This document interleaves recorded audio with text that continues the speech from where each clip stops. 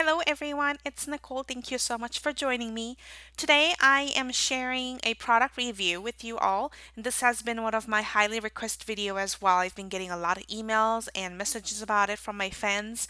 I've shared bits and pieces of my alcohol marker finding journey on my Instagram for the past couple months, and I have been really trying these markers that I found and comparing it to the Copic markers that I already had. So I just wanted to make sure that I had enough time before sharing my thoughts and sharing some information about these products. But I'm happy to say that I am really satisfied with these, and I actually decided to make a switch. So I won't be buying any more new Copic markers. I'll probably start collecting the colors on the touch tween markers from Shinhan. So, just a quick recap on a journey. So, I started looking for alternative alcohol markers because Copic Sketch was really high up there in price and it was hurting my budget. And I wanted to collect more colors. I have about 70 of them, so I know it's not too much, but I wanted to see if there's any markers out there that would be really close to Copics, give me that experience that I have been using with Copics. And I was so happy to find the Shinhan Touch Tween brush markers. So I contacted the company, and I have been actually talking to the president of the Shinhan USA company over here a couple times in regards to these markers just to make sure I get to know them. And they sent me a few samples. They were really generous. So I got them at first and then tried them out. And the day that I started trying them, I really fell in love. It was just like not much difference in my opinion. So I went out and I bought whole lot more markers to building my collection. So I wanted to let you know that these are not paid by the company. I'm doing this on my own, and I did spend my own money on these two products that I'm going to share. So I just wanted to clarify that. And that a quick disclaimer as well that I am not a professional illustrator nor artist. I did not go to art school. So this is an approach coming from card makers that enjoys coloring with these markers. So let's go ahead and dive in. I'm going to first show you what they look like and compare their bodies. So Copic is on the left over here with the grayish color body, and then Touch Twin brush markers are on the right with the white body. So they look pretty close in size, and I'll walk you through and zoom in one by one. So Copic, you guys probably know a lot about Copics because it's been on the market for a long time. It's made in Japan. They have four different kinds, but I've only used Copic. I had a couple of chows when I started, but I quickly switched over to Sketch because it just was more comfortable for me to hold. It has an oval shaped body, grayish color. It's comfortable to hold in my hand. The one tip on one end is a chisel tip, and then the other end is a brush tip. You will see that there's a gray line on the brush tip end to let you know that's the brush tip. Each end of the marker is colored, so you can quickly tell what color those markers are. And then the numbering system of the colors and the name of the color in that marker is embossed in white. And actually, I noticed that I placed the wrong cap on one end of the marker, but you'll get the idea. So that's the Copic sketch, and they have 358 colors in the market so far, and there are really broad collections that you can choose from. All right, so let's talk about the Shinhan Touch Tween brush markers. This is made in Korea, and I have to be honest that I was very excited to find out this is from my home country, and I love them. So this one has a more of a squarish and rounded edges body, and they're white. They're slightly bigger than Copic sketch markers, but for me, I didn't have any trouble holding them for a long time. They were comfortable in my hands. My hands didn't have any cramps, so I want to let you know. The one end has a smaller chisel tip, and then the other end has a brush tip. So the touch tree markers actually have black markers too, like a black body markers, and those are actually bullet tip or and also a broad chisel tip. So if you want brush markers like I'm showing over here, make sure you get the white body ones. So don't get confused. Just like Copic markers, the brush end tip also has a grayish end to let you know that's the brush tip. I'm sorry for my tongue twister. So it's just quickly to let you know that that's the brush tip, so it's easier to figure it out. The cap of the Copic is cut straight, so it can stand on your workface. The Touch Tween Markers brush tip has a curvy cut on their cap, so it does stand, but it doesn't stand as easy as the Copic cap, but it does stand if you want to stand it up. The only time I stand it is to share my color traces with you when I do video tutorials, so this part doesn't bother me. Each end also has color caps, and they are printed with their names of the colors and the numbering system. It's not embossed like Copic colors, so keep that in mind. But I don't think it's gonna rub off much. I've been using it quite a while and it didn't really bother me, or I didn't have any scratches. So now let's talk about the prices, which is an important factor for those, especially who's in a tight budget. So Copic sketch markers, out of the online stores that I've looked around and the retail stores that I have visited, I have found the price difference to be quite large. So the lowest I found was $5.25 per piece, and then up to $7.99 per piece. And obviously, depending on when you're getting it and how you're getting it and where you're getting it, whether you're using a coupon or whatever, and there are special deals, you can get a very various price range. So this price is reflecting June 2015. So depending on when you're watching this, it might not be accurate, and keep that in mind. And also, which is an interesting thing that I have found, that out of numerous websites that I checked, the Shinhan touch tween marker brush markers prices are very consistent, and it's about 450. So you probably won't find a big price gap as you did with a Copic markers.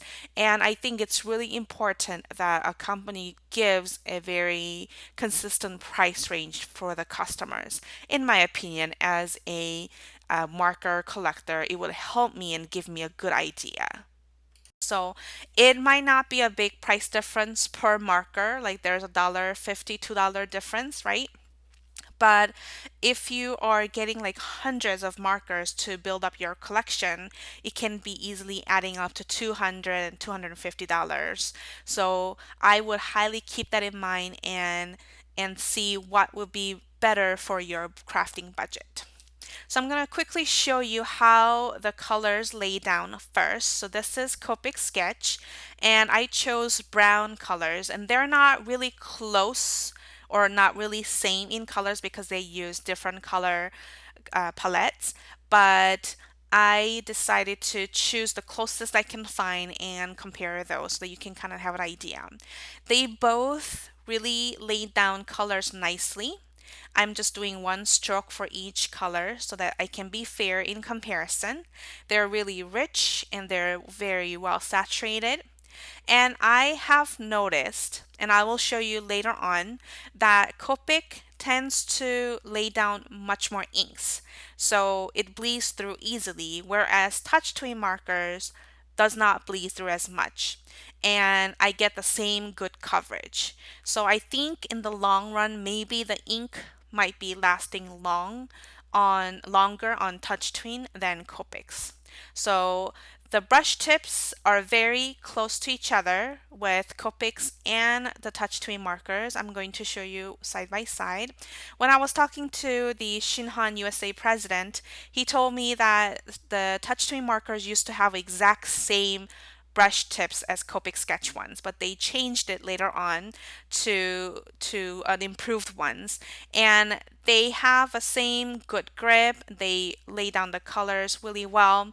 For me, Touch Tween brush markers tend to be more, what do you call it, a little bit more firm, and it has like a spongy feeling, like a more like a firm, bouncy spongy feeling, if that makes sense. But they both lay down colors nicely and very easy to use. I didn't have any problem using them in a detailed area as well, or do a flicky motion with the markers. So you'll be able to tell over here that they're really similar in sizes and shapes, so you probably won't tell the difference when you're using them.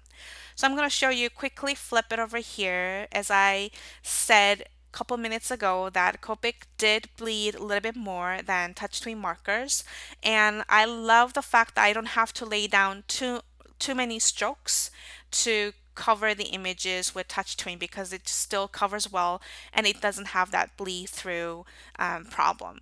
So this is Nina Solar White 80 pounds. So I'm assuming if you use 110-pound, you would not have any problem with these markers. All right, so now I'm going to show you how they blend with each other.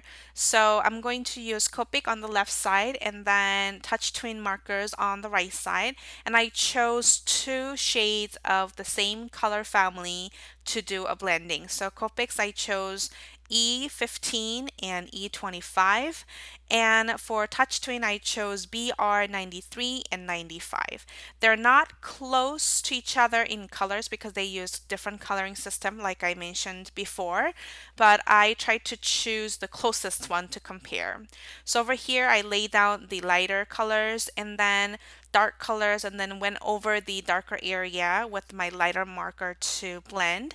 I'm going to do the same thing over here, lay down the colors and then put the darker color on top of it and then go back to an image or go back to a surface with lighter shading markers once again to create a blend.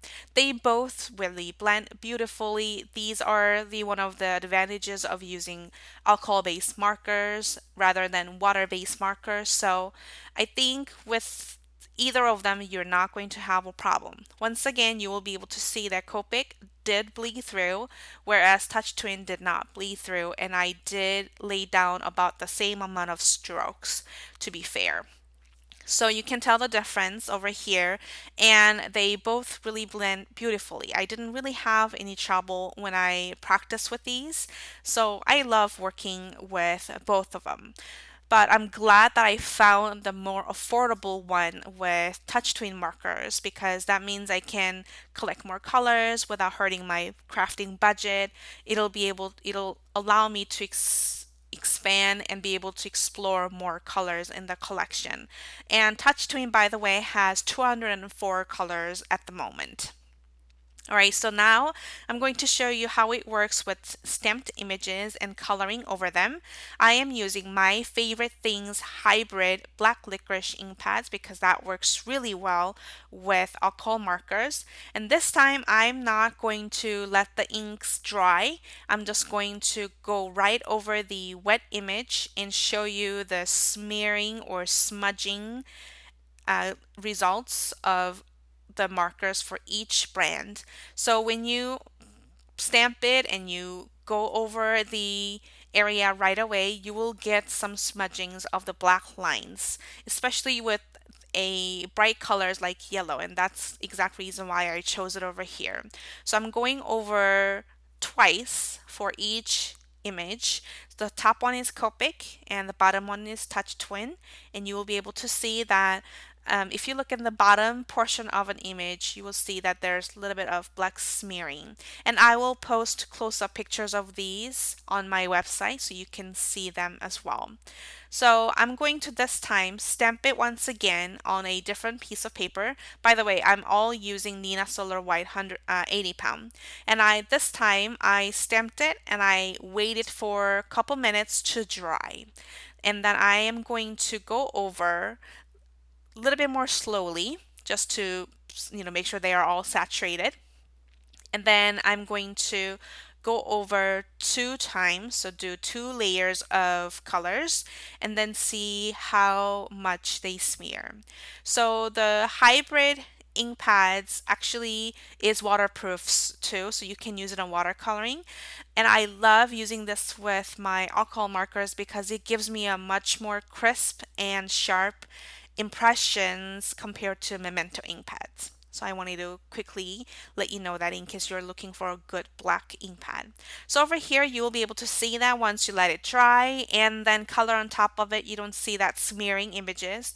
The left is no wait and the right is the waiting time. So I waited about 2-3 minutes. So it's just really easy to color on top of these. They blend beautifully still and you can cover the image nicely. So I'm going to show you a few examples of the blending testing that I did. So over here I did some browns for the black and they both blend beautifully. And then I did some yellow and brown for the giraffe. By the way, this one is a W+9 stem set. And then I did skin tone sets. Their skin tone is a little bit different, but I think they're really both pretty. I really like how and nice toned they are once you blend together, and you can really see a smooth results. So I hope this was helpful. I know it was not really too much in depth, but I didn't want to film a really long video with my first impression and the basic information. So leave me a question below. I'll be happy to answer. And then later on in the future, I'll put together more of a in-depth video so that I can answer all of your questions and we can look at these in more close up. So if you like this video, please give it a thumbs up and subscribe to my YouTube channel if you are new. And also, I will list all the website that you can check out for their pricings where you can get these markers below in description area or on the bottom of my blog post. So go to my website at scrapsandstamps.com. Then you can check out the comparison video and also photos and more details on where to get them. Thank you so much for joining me, and I hope this was helpful for you. And I will catch you next time with my other video. Have a great day. Bye bye.